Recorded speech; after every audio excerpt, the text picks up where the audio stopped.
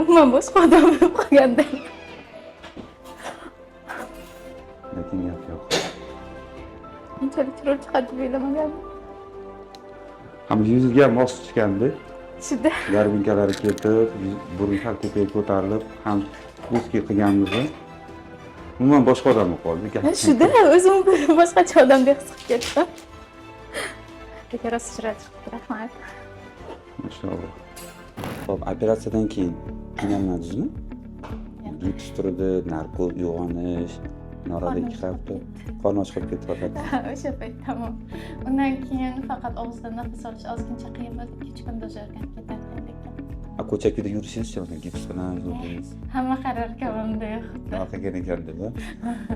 Mahkamsiz Uydagilar-chi, uydagilar. Ota-ona.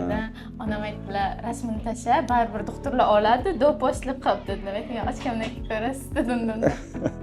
Hozir yaxshimi? O'zi yoqdimi? Xuddi oynaga qaraganimda boshqa odam ko'rib qolgan.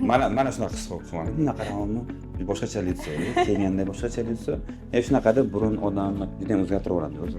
Alloh shunaqa yaratgan. Odam anaqa chiroyli bo'lsa, ili o'ziga yoqsa ishonchim o'zlaring ham ko'rishlaring mumkin. Masalan, o'zim xohlaganimdan-da ziyodaroq chiqdi. Masalan, avvalgi holati ili hozirgi holati ancha farq qiladi. Odam estetik jihatdan ham ko'rinish jihatdan agar chiroyli bo'lsa, o'ziga ishonchi ham ortar ekan. Rahmat kattakon sizga.